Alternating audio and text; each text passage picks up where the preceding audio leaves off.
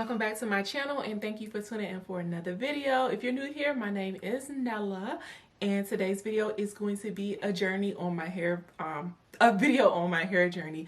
I don't know what took me so long to film this video because I promise you so many people have asked me for this video. I guess I don't know why I didn't film it, but guess what? We're filming it today, obviously, and I'm so excited to just share everything with y'all. Before we jump into the video, make sure y'all go ahead and hit that subscribe button. Ain't no reason that you ain't subscribed to my channel yet, so hit the button. Also, hit that thumbs up to give this video a like, and don't forget to comment, share, and you can follow me on Instagram, Naturally Nella. I'm gonna be showing you pictures from when I went natural 9 years ago. My hair is up in a bun because it's so dirty, and it's definitely time for me to wash my hair. So I got this dirty bun popping, but I'm gonna show y'all pictures. I'm gonna throw some like random tips in there and just, I don't know, I just think it'll be fun to just go through the process. And it kind of brought me down memory lane, looking at all my pictures and stuff. I was like, ooh, girl, what was happening with that hair at some points? But overall, you know, we here now. We are at our, I guess, our goal for hair. So I'm about to show you guys what it's all about. So the year I went natural was 2013. I think it was April of 2013. So that was like 9 years ago. And I was so scared, y'all. I went to the salon. This is what my hair looked like after they cut it. Well, this was shortly after they cut it, like maybe a few days, because I was so like feeling so insecure. I thought it was gonna feel so freeing, and it did for a little bit, but then after I saw myself, I was like, oh my gosh, I literally have no hair on my head. It was a lot to process, but still definitely worth it because I've learned so much about myself. I learned about not caring what people think and all that good stuff. So anyway, this is how short my hair was after I cut it. It took me a little while to get used to it, but eventually I did. I did cover it up with wigs at first. Like for the first maybe like 2 months, I would like put on a wig. After I did my big chop, I was crying so bad I had hit up my girlfriend like, girl, I need a quick weave. I don't even care if you know how to do a quick weave. You need to do a quick weave today because I'm not going to class with my hair like this tomorrow. Because I had spoken to somebody about how I was feeling and they kind of made me feel really discouraged, and it just made me question everything that I did, and y'all was so distraught. But anyway, but as time went on, my hair started growing rather quickly, I guess. That same year, towards the end of the year, I had to step in our homecoming step show. Here's a picture of me and my line sister, and you can probably see it just a little bit. Like my hair is frizzy at the side. Y'all, my hair was so short. I had to have it blow dried and getting it in a ponytail like everybody else. I was like, oh my God, look at all the problems I am causing. My pro fight was struggling.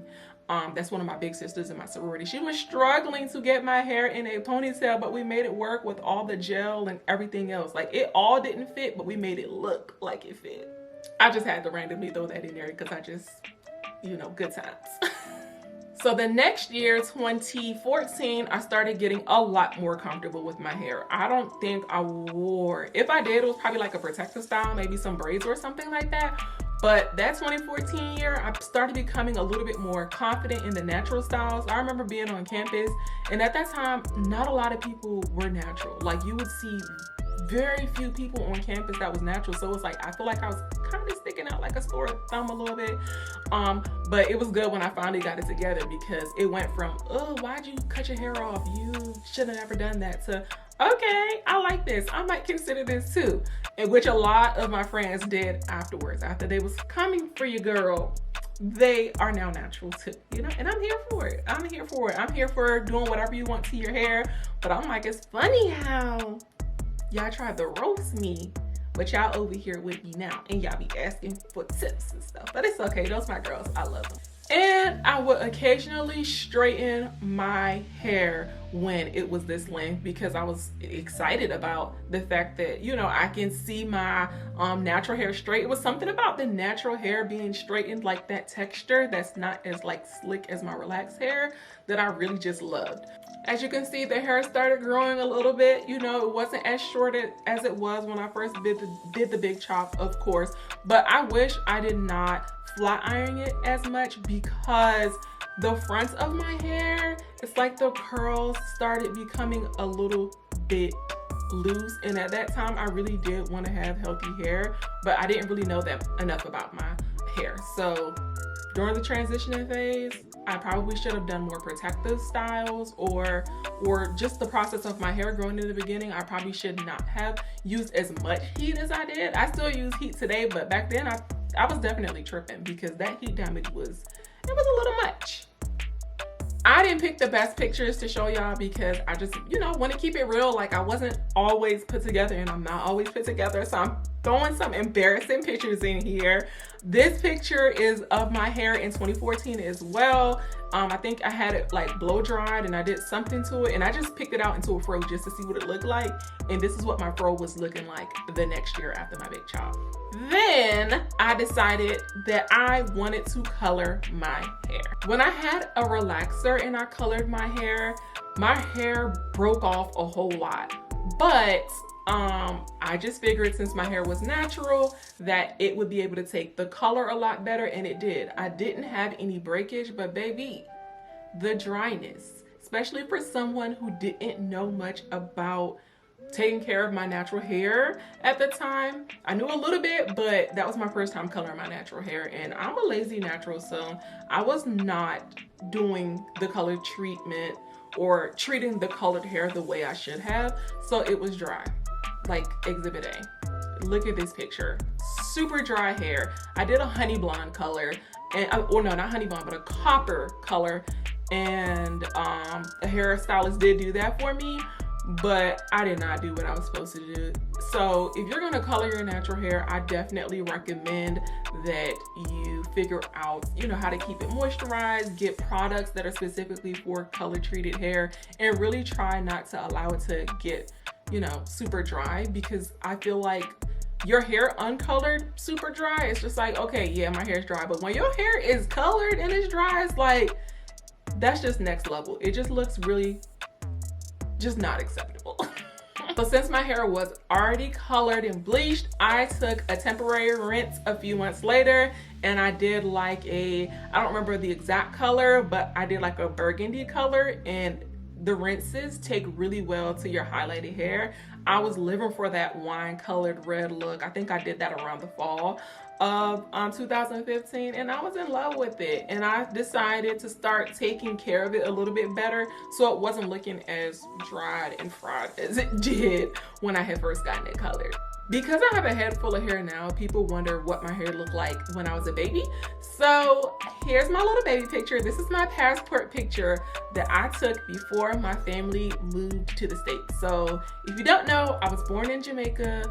I moved here when I was in elementary school, and this is my little passport picture. And I didn't have the most hair when I was younger. That was actually a better picture of my hair, because before then, like, my hairline started like all the way back here, forehead. I mean, it's still big today, but back then, baby, that forehead was massive, okay? But my hair started to fill in over time, but it still wasn't, super long. Not like it is today. I would not have expected for me to have as much hair as I do. In 2016, I decided to go back to black because there's something about jet black hair that I've always really loved. Even when I was getting relaxers, I would rinse my hair jet black because it just makes my hair look super shiny and just full and healthy. So to this day, I dye my hair jet black every once in a while. At this point, this is when I became extremely confident in my natural hair journey. I kind of figured out how much heat my hair could take, like how often I could flat iron my hair. I became the queen of flexi rods in my eyes, honey. That's when I figured out how to do flexi rods. So your girl you couldn't tell me nothing at this point, okay? This was the year that all of my friends kept telling me, Nella, you need to give the people tips. You need to give us tips online. And I'm like, I barely post on social media now. What makes you think I'm about to get up here in front of people and post?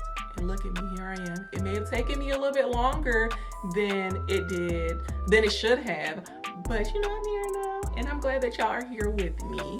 Fast forward to 2017, which was the start of me documenting my hair tips and stuff. I was like, okay, random strangers always ask me stuff about my hair. So, and then my friends are always asking me stuff about my hair. I'm like, let me just overcome this fear that I have. Like, you never know who you can help or who you can encourage to take that step and, you know, transition back to natural. For me, I know that it was hard. I went through a lot of emotions. I went through a lot of like self-doubt. I went through a lot of, like, I got some positive comments, but I feel like honestly, the overwhelming majority of the response was, why? Like, why did you do that? You know, so it was a lot for me. I would like laugh it off and like hee and joke at a time, just because I don't have time to be arguing back and forth with people. And that's just, I just didn't have time, honestly. But deep down inside, it kind of bothered me a little bit. And then after a while, I was like, forget it. I don't care what these people think. I've been trying to go natural since I was in the 7th or 8th grade, and I just kept failing. And I was like, I'm gonna stick to it now. Like, and I'm really glad that I did. Speaking of jet black hair, here is a picture of my hair. Completely jet black. This is when it was a freshly dyed jet black thing going on, and I was just so in love. And look at that blue lip. That was Rihanna's. I don't even remember, but I was wearing her lippies at the time. I don't know. That was just the year I was like, y'all really can't tell me nothing about natural hair, child. I ain't gonna hold you. I was like, nope, you ain't gonna tell me my natural hair ain't for me. You're not gonna tell me it don't look right, because I really don't care what you think. I also did like a lot of twist outs in 2017. So I'm gonna share some of my twist out pictures that I did. I used to do like a bunch of 3-strand twist outs and 2-strand twist outs, and your girl was in love with that. Get into this 2018 twist out, okay? Do y'all see the growth from when I first cut my hair until now? Do you see the difference in the twist outs from then and now? 2018 hair, like as y'all can tell, I'm not very shy with using heat. So this is my hair in 2018 when it was, I think I had flat ironed it or something like that. And then I ended up maybe putting twists and taking it out. I don't know, but my hair had some heat to it. Fast forward to 2019. This is when I was pregnant with my little one. And this is a picture of my wash and go. This is when I first tried the wet look. And as you can see, my little belly is peeking through at the top. If you look closely, there's this little area of my hair where there's some heat damage. And I'm not gonna lie, I don't know how much I know I should. Like, that seems like a natural hair rule. Like, you know, I don't want to get heat damage ideally, and I don't want anyone else to get heat damage either. So I do tell other people, especially because I know my hair can withstand a lot of heat, I tell other people to be mindful, because everybody's hair is not the same. But honestly, I don't know how much I care that I had a little bit of heat damage. It did bounce back after several months. Is it me, or does it just feel like in the natural hair community sometimes it's like people force these rules of what your hair is supposed to look like or what you're supposed to do to your hair? Like, I honestly just feel like if I color my hair and it falls off and it's like damaged really badly, I'll just cut it off and start over. I don't know. I don't subscribe to all of the rules. I just do what works for me, and I encourage everyone else to do what works for them. Here's my hair in 2020. And I had my hair flat ironed for my birthday, and I'm trying to show like pictures of my hair straight and then some pictures of my hair not straight. But this is what my hair looked like. This was the length. It really began to flourish. 2021 was a year full of wand curls. I don't know, the curling wand got me in a chokehold. It really does. It got me in a chokehold. And I'm really trying to stay away from her. Like, I'm 2 seconds away from throwing her away. But you know, if she comes out, she comes out, and if she doesn't, she doesn't. I mean, I can't say I regret it. I did try not to use the heat from the curling wand that much, but it's kind of like I said, there's this big part of me that is just kind of like, if my hair fries, then it just fries. Continuing on to 2022, I have already pulled out my curling wand, I believe 3 times, and we are at the beginning of May. So I've been on the same stuff basically, which kind of leads to like my next point, I guess. I've gotten a lot of questions like, are you a straight natural now? I don't know. I'm gonna address that in another video actually, because it's just too much to cover. That's kind of where we are at this journey. Me against the curling wand. But yeah, that's the course of my journey. I thought it would be really cool to share it because I did not start sharing my hair journey until about 4 years into everything. Let me do my math. 2013, so yeah, 4 years into everything. So I just wanted to show the journey that my hair has gone through along the way. If y'all have any questions about my hair journey or anything like that, definitely feel free to leave a comment and I'll be more than happy to try my best to answer that. Again, don't forget to like, comment, share, and subscribe to my channel, and I'll see y'all next time.